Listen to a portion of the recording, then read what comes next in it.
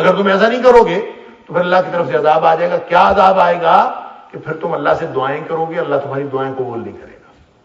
تو دعاؤں کی قبولیت ڈٹنے کے ساتھ مشروط ہے. تو اب وہ صورتحال بن رہی ہے. دعائیں پہلے بھی تھیں, پہلے ڈٹے بغیر تھیں, اب ڈٹ کے ہیں. وَأَوْحَيْنَا إِلَىٰ مُوسَىٰ وَأَخِيهِ أَن تَبَوَّآ لِقَوْمِكُمَا بِمِصْرَ بُيُوتًا وَاجْعَلُوا بُيُوتَكُمْ قِبْلَةً وَأَقِيمُوا الصَّلَاةَ وَبَشِّرِ الْمُؤْمِنِينَ.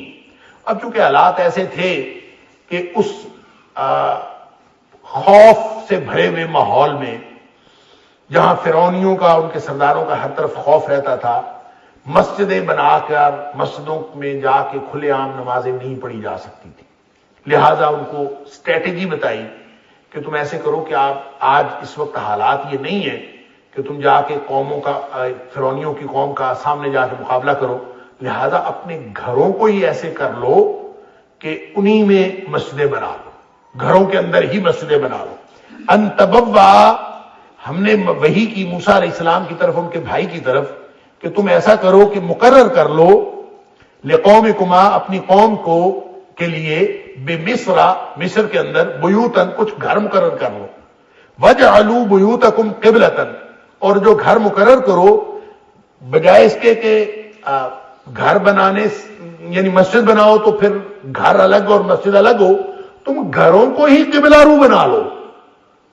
وجعلوا بیوتکم قبلۃ, اسی کو قبلے کے رخ میں بنا لو تاکہ نماز پڑھنے میں آسانی رہے. واقیموا الصلاۃ, اور یوں نمازیں قائم کرتے رہو. یعنی یہ طریقہ بتایا جا رہا ہے. وبشر المؤمنین, اور اس طرح سے جو لوگ اہل ایمان طرز عمل اختیار کریں گے ان کو بشارت, خوشخبری بھی دے دیجیے. یہ ہم نے وہی کر دی موسیٰ علیہ السلام اور ان کے بھائی کی طرف. خوشخبری کس بات کی؟ وہ جو دعا مانگی تھی, وَنَجِّنَا بِرَحْمَتِكَ مِنَ الْقَوْمِ الْكَافِرِينَ, کہ اللہ کافروں کی قوم سے ہمیں نجات دے دے, ہمیں کافروں کے لیے فتنہ نہ بنا, یعنی ان کے ظلم سے ہمیں بچا لے. یہ جو دعا مانگی تھی اس کے بارے میں بشارت آ گئی. وَبَشِّرِ الْمُؤْمِنِينَ, جب وہ آپ کے ساتھ ہیں اور ڈٹے ہوئے ہیں تو ان کو خوشخبری دے دیجئے.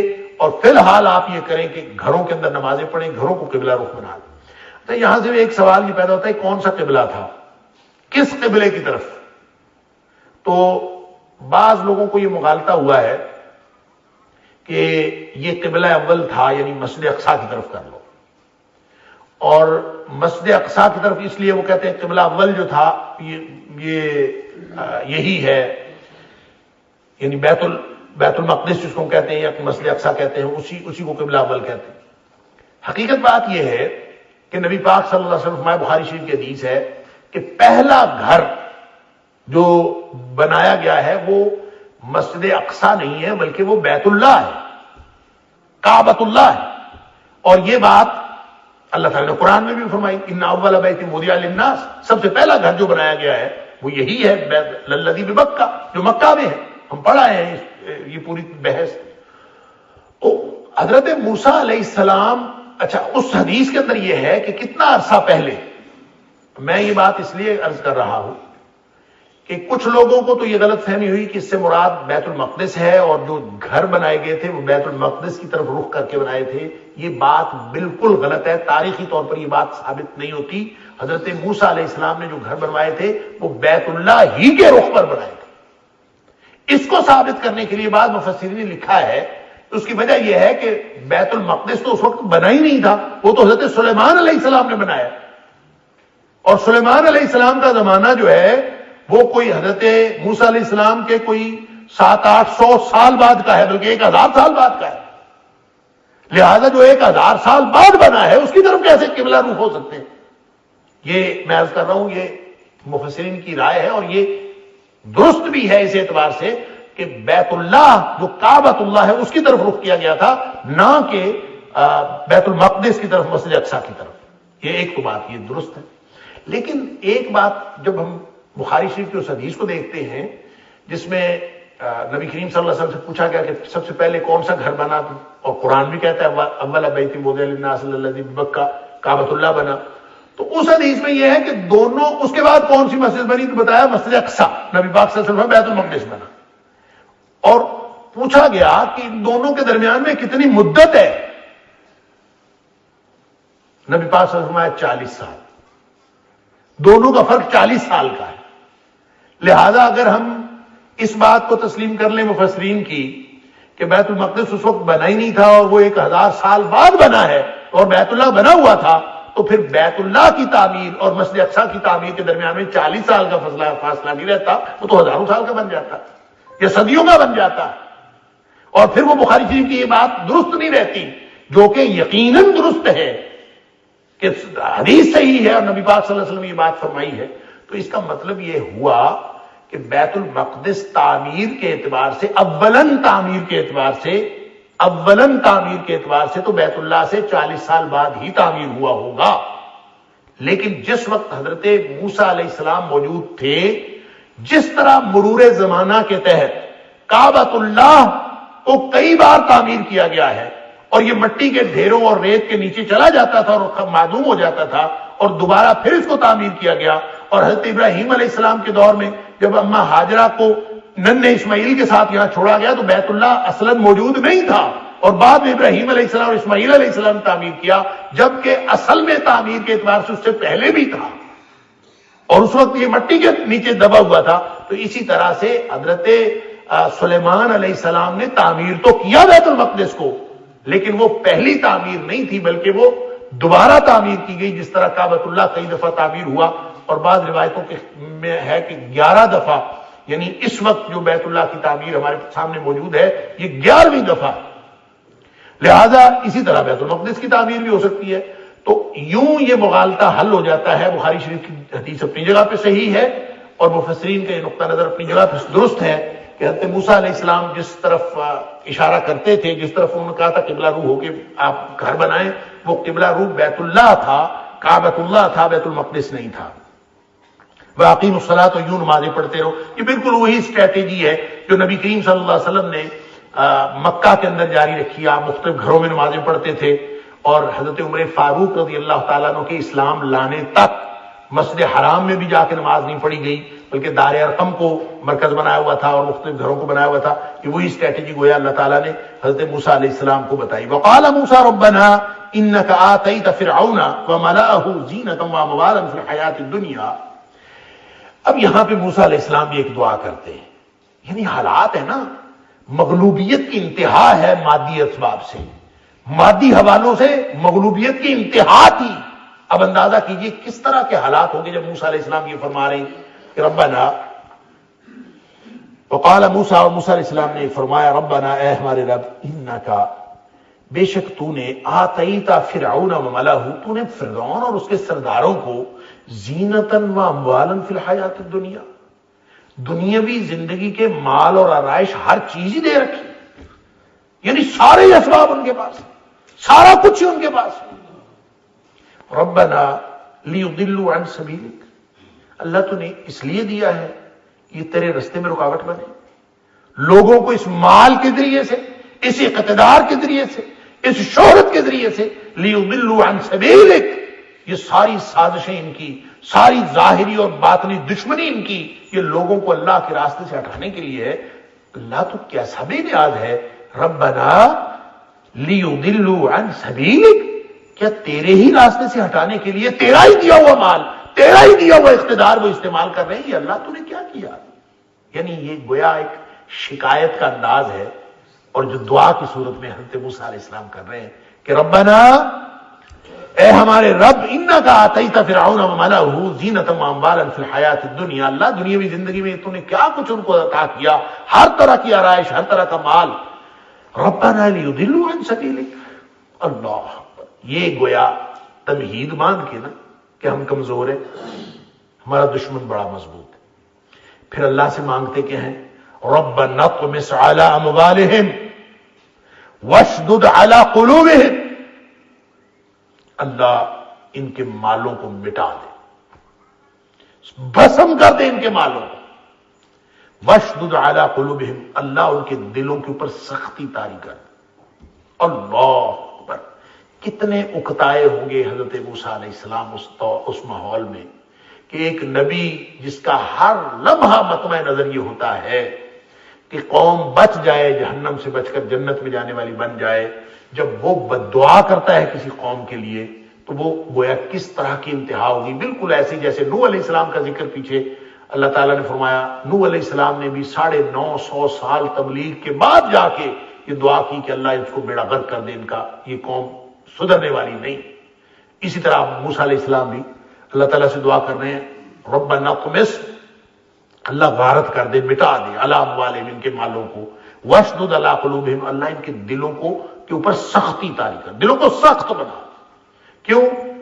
نرم دل جو ہوتا ہے وہ ایمان لانے کا امکان ہوتا ہے، اور دلوں کی سختی یہ لعنتی دل کی علامت ہے۔ سخت دل وہ ہوتا ہے جس کے اوپر لعنت ہوئی ہوئی ہو۔ اللہ تعالیٰ فرماتا ہے کہ فَبِمَا نَقْضِهِمْ مِيثَاقَهُمْ لَعَنَّاهُمْ، انہوں نے وعدہ توڑا، ان کے وعدہ توڑنے کی وجہ سے ہم نے ان کے اوپر لعنت کر دی۔ وَجَعَلْنَا قُلُوبَهُمْ قَاسِيَةً، اور لعنت کا سب سے پہلا سبب یہ ظاہر ہوا کہ ہم نے ان کے دلوں کو سخت کر دیا۔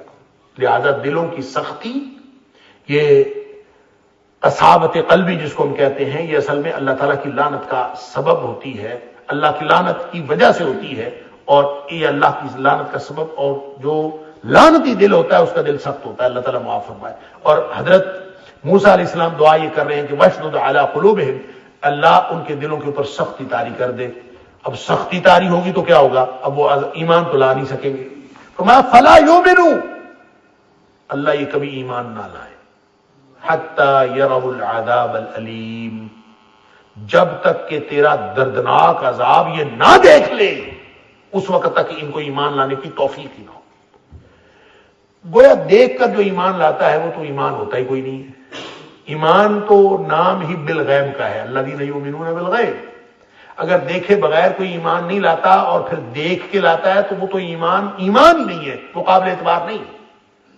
تو حضرت موسیٰ علیہ السلام نے یہ دعا کر دی، ظاہر ہے ساتھ ہی تھے حضرت ہارون بھی۔ اللہ فرماتا ہے قال قد اجیبت دعوتکما، اللہ تعالیٰ نے فرمایا کہ اے موسیٰ اور اے فرعون تمہاری دعا قبول کر لی گئی۔ اللہ اکبر، اب گویا مور لگ گئی کہ فرعونی اب جو رہ گئے ہیں، جو سرکش ہیں، جو ان کے ساتھ ہیں، جو دشمن ہیں، اب یہ دشمنی پر ہی مریں گے، اب یہ کبھی ایمان نہیں لائیں گے، ان کے اوپر مہر لگ گئی۔ اللہ اکبر۔ قال قد اجیبت دعوتکما، فرمایا کہ تمہاری دعا تو قبول ہو گئی دونوں کی، فاستقیما، اب تم دونوں بھی ڈٹے رہنا، قائم رہنا اس بات پر۔ کیا مطلب ہے اس کا؟ اس کے کئی مفاہیم ہو سکتے ہیں۔ ایک تو یہ کہ تمہاری دعا قبول ہو گئی ہے، اب وہ تمہاری دشمنی کی انتہا کریں گے، اب تمہیں ڈٹنا پڑے گا۔ دوسری بات یہ ہے کہ کبھی کوئی موقع آئے تو تمہارے دل میں رحم نہ آ جائے کہ یا اللہ ان کو بخش دے، اب تم بھی ڈٹے رہنا، اللہ نے تو تمہاری دعا قبول کر لی۔ اور انسان تقاضۂ بشری کے تحت بعض اوقات دشمن کے لیے بھی دعا کرتا ہے، اور اس کے لیے بھی کرتا ہے جس کے لیے بد دعا کر بیٹھا ہوتا ہے۔ تو اللہ فرماتا ہے تمہاری دعا تو قبول ہو گئی ہے، فاستقیما، اب تم دونوں نے بھی ڈٹے رہنا ہے، ان پر قائم رہنا دونوں۔ وَلَا تَتَّبِعَانِ سَبِيلَ الَّذِينَ لَا يَعْلَمُونَ، اور تم دونوں جاہل لوگوں کے راستے پر نہ چلنا، وَلَا تَتَّبِعَانِ، اور ہرگز پیروی نہ کرنا، سبیل الذین لا یعلمون، ان لوگوں کے راستے کی جو نہیں جانتے، یعنی جاہل لوگوں کا جیسا کام نہیں کرنا کہ کبھی کچھ اور کبھی کچھ۔ اب جو بات ہو گئی ہے، بات طے ہو گئی۔ اللہ وجاوزنا ببنی اسرائیل البحر فاتبعهم فرعون وجنودہ بغیا وعدوا، پس ہم نے گزار دیا، عبور کروا دیا، وجاوزنا، پار لگا دیا، ببنی اسرائیل البحر، بنی اسرائیل کو سمندر سے۔ اب یہ پوری کہانی لپیٹ کے ہمیں کرکس بتایا جا رہا ہے۔ اب دعا چونکہ قبول ہو گئی تھی، فاتبعهم فرعون، اب یہ بنی اسرائیل کو ہم نے پار لگا دیا، فاتبعهم فرعون وجنودہ، انہی کے پیچھے چلے فرعون اور ان کے لشکر، بغیا وعدوا، ان کے پاس چونکہ طاقت تھی لہذا پوری سرکشی کے ساتھ اور دشمنی کا پورا جذبہ لیتے ہوئے وہ جب چلے ہیں تو پوری بھرپور دشمنی کے ساتھ، پوری سرکشی کے ساتھ، اس لیے کہ آدمی کے پاس طاقت بھی ہو اور کمزور دشمن ہو تو طاقت کے نشے میں آدمی جب جنگ کرنے کے لیے نکلتا ہے تو اس کی دشمنی بھی عروج پر ہوتی ہے، اس کی سرکشی اور بغاوت بھی عروج پر ہوتا ہے۔ اور اسی طرح سے فرعونی نکلے ہیں. ان کو ڈر ہی کس چیز کا تھا؟ اللہ اکبر. وہ بیچارے جو بنی اسرائیلی ہیں وہ آگے سے یعنی وہ تو نکل کے جا رہے تھے نا، وہ تو آگے سمندر آ گیا تو بیچارے کیا کریں، نہ وہ ادھر کو نہ ادھر کو. اصل میں تو حضرت موسیٰ علیہ السلام کو لے کے نکلے تھے رات کو، کہ ارادہ تھا کہاں جانا تھا، بنی اسرائیل یعنی فلسطین جانا تھا. اور فلسطین جانے کے لیے ان کا خیال یہ تھا کہ یہ جو بحیرہ قلزم ہے اس کی جو لیفٹ سائڈ یہ آگے سے دو دھاری ہو جاتا ہے. نقشے میں آپ دیکھیں اگر تو کئی دفعہ میں نے سمجھانے کی کوشش کی ہے کہ موسیٰ علیہ السلام جا کدھر رہے تھے، اصل میں وہ فلسطین جانا چاہتے تھے. اور فلسطین جانے کے لیے یہ جو بحیرہ عرب ہے نا، یہ بحیرہ عرب سے ہی یہ بحیرہ احمر نکلتا ہے. بحیرہ احمر کو ہی بحیرہ قلزم کہتے ہیں. یہ چھوٹا سمندر ہے، یہ آگے جا کے دو حصے ہو جاتا ہے، ایک ادھر ایک ادھر. اور اسی مقام کو مجمع البحرین بھی کہا گیا کہ دو سمندروں کو ملنے کی جگہ، جہاں موسیٰ علیہ السلام کو کہا تھا کہ خضر سے ملاقات ہوئی. تو یہ جو حصہ ہے قلزم والا، اس کے اندر سے اس کو کہتے ہیں سویز، کیونکہ اس کے آخر پہ ایک ہے خلیج سویز، اس کو کہہ دیتے ہیں، اس کو خلیج عقبہ کہہ دیتے ہیں. یہ دو خلیجیں بن جاتی ہیں اور آگے جا کے یہ بند ہو جاتا ہے، بس اس سے آگے یہ سمندر نہیں چلتا. یہ الگ بات ہے کہ درمیان میں سے انہوں نے نہر سویز نکالی ہے، جو میڈیٹرینین سی جس کو بحر متوسط کہتے ہیں، اس کو ساتھ ملانے کے لیے اور اپنا فاصلہ کم کیا ہوا ہے. یہ خیر ایک لمبی جغرافی کی بات ہے، میں صرف یہ عرض کرنا چاہتا ہوں کہ جو خلیج سویز ہے نا، یہ آگے سے جا کے بند ہے. موسیٰ علیہ السلام مصر سے نکلے تھے اور ان کا خیال یہ تھا کہ خلیج سویز کے اوپر سے ہو کے انہوں نے سیدھے جانا تھا اور پہنچنا تھا فلسطین، اور فلسطین کا راستہ لیا تھا. لیکن وہ پہاڑوں کا پہاڑی رستہ تھا اور وہ سارا علاقہ پہاڑی علاقہ ہے، تو ویسے بھی رات تھی، تو یہ اصل میں ادھر کو جانے کی بجائے ان کا رخ سیدھا سمندر کی طرف ہو گیا. اور جب یہ پہنچے ہیں تو بالکل کنارہ تھا. اب ظاہر ان کے پاس ہوائی جہاز اور جیپیں وغیرہ تو تھی نہیں کہ یہ ادھر سے ہو کے، اب یہ لمبا سفر تھا، سامنے سمندر ہے، پیچھے سے فوج آ گئی. اب اس وقت ان کو پریشانی ہوئی کہ ہم کیا کریں. تو فرعونی تو اپنے پوری بغیوں و عدوان آ رہے تھے کہ ہم نے تو ان کو آگے سمندر آگے انہوں نے جانا کدھر. اب ان کو بھی جب پیچھے سے فرعونی نظر آ رہے تھے، سامنے سمندر نظر آ رہا تھا، تو انہوں نے بھی سمجھا کہ آپ انا لمدرکون، قرآن کہتا ہے کہ یہ تو کہتے تھے انا لمدرکون، ہم تو پکڑے گئے، ہم تو مارے گئے، ہم تو کوئی حل نہیں ہے. ادھر ان کی سرکشی، ان کی دشمنی، ادھر یہ بیچارے پریشان. لیکن اللہ تعالیٰ نے ان کو سمندر سے پار نکال دیا. جب حضرت موسیٰ علیہ السلام نے فرمایا کہ ان معی ربی سیہدین، تم پریشان نہ ہو، میرا اللہ میرے ساتھ ہے اور وہ یقیناً کوئی نہ کوئی راستہ نکالے گا. سیہدین، مجھے کوئی راستہ ضرور دے گا. لہذا اللہ نے فرمایا کہ عصا مارو، سمندر کے اوپر عصا مارو، راستہ بن گیا. راستہ بنائی، اس میں سے نکل گئے. بس اتنا فرق پڑا کہ یہ دوسرے کنارے پہ پہنچے ہیں تو فرعونی پچھلے کنارے پہ پہنچ گئے. انہوں نے دیکھا موج لگی ہوئی ہے، راستہ بنا ہوا ہے، تو وہ بھی پیچھے. فَأَتْبَعَهُمْ فِرْعَوْنُ وَجُنُودُهُ بَغْيًا وَعَدْوًا، وہ بھی پوری سرکشی کے ساتھ ان کے پیچھے سمندر میں گھسے ہی تھے. حَتَّى إِذَا أَدْرَكَهُ الْغَرَقُ، ان کو ڈبکی نے آ لیا. اللہ اکبر، فوراً غرق ہو گئے. جو ہی ان کو ڈبکی نے آ لیا، ان کو یعنی غرق ہو گئے. قال، ایک ڈبکی لگی، ادرکہ الغرق، ایک ڈبکی لگی تو پھر باہر نکلا ہوگا.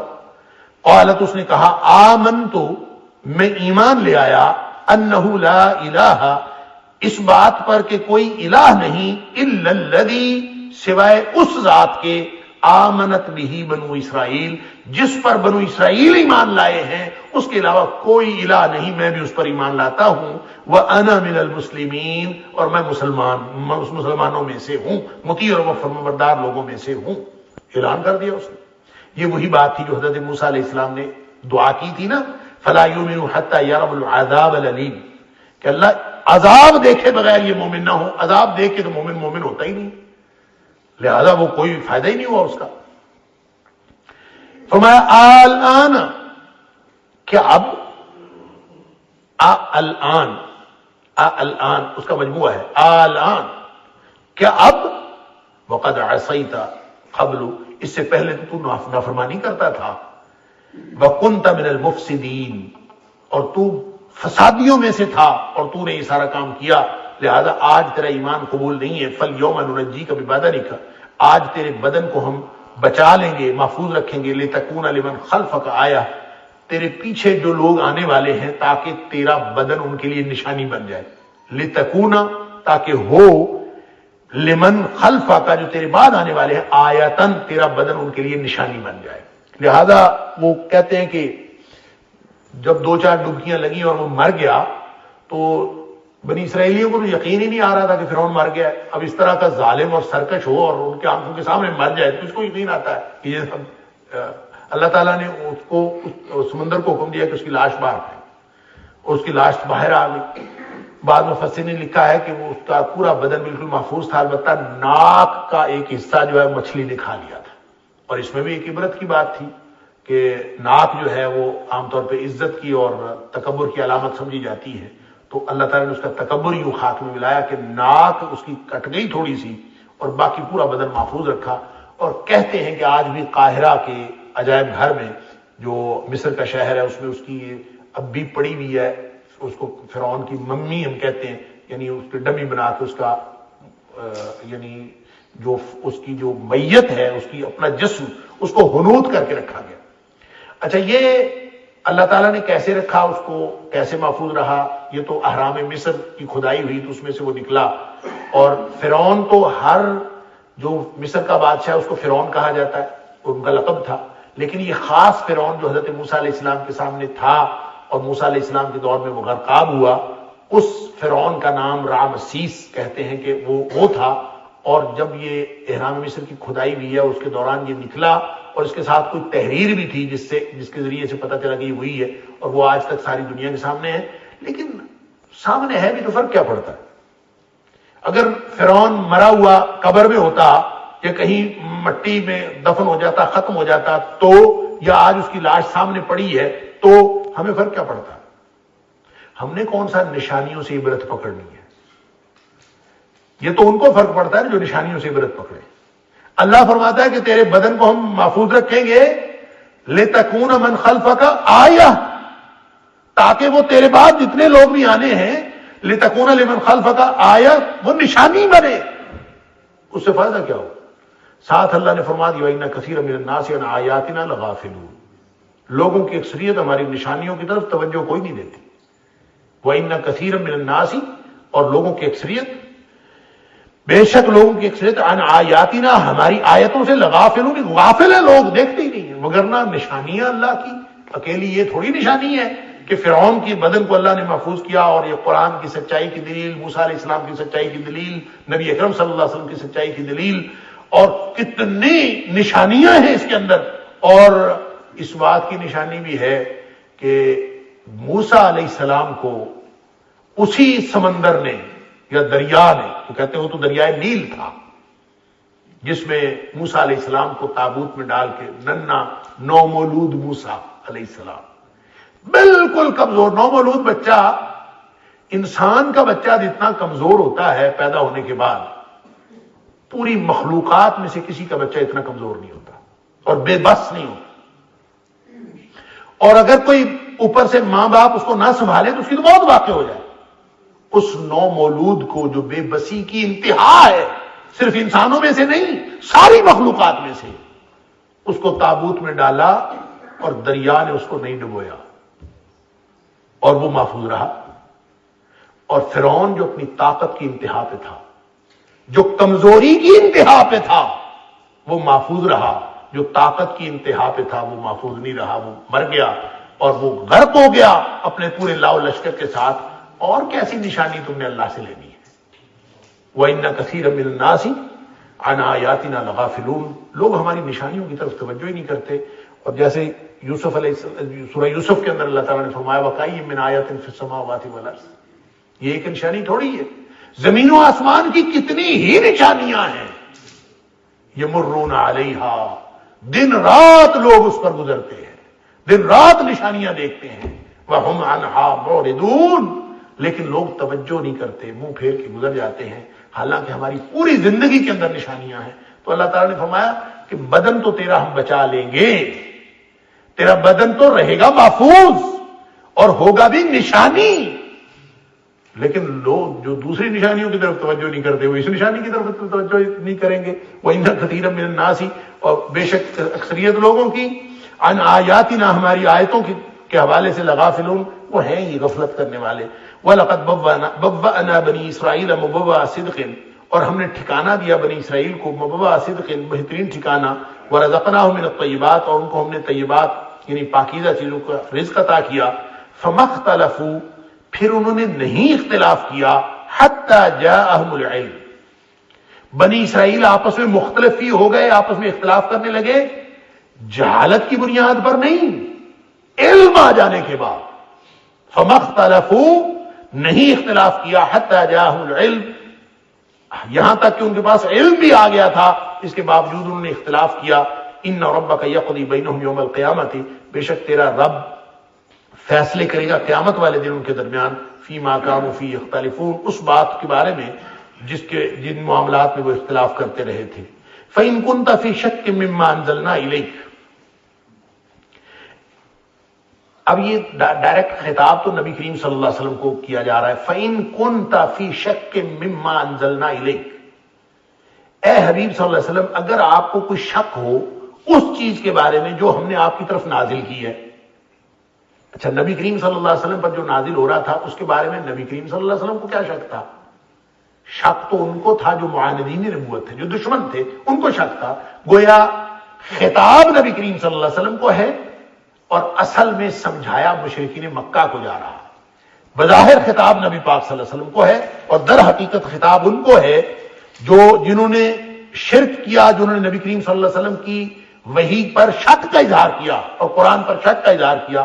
فَإِن كُنْتَ فِي شَكٍّ مِّمَّا أَنزَلْنَا إِلَيْكَ خطاب نبی کریم صلی اللہ علیہ وسلم سے ہے بظاہر, اور یہ دراصل ہر اس شخص سے خطاب ہے جو مشرکین مکہ میں سے بھی تھا یا قیامت تک جس بھی قوم میں ہو جو بھی قرآن کے اندر کسی بھی طرح کا شک کا اظہار کرتا ہے اس کو خطاب کہ اگر تمہیں کوئی شک ہے فَاسْأَلِ الَّذِينَ يَقْرَؤُونَ الْكِتَابَ مِن قَبْلِكَ ایک تو اپنا شک اس طرح دور کر لو.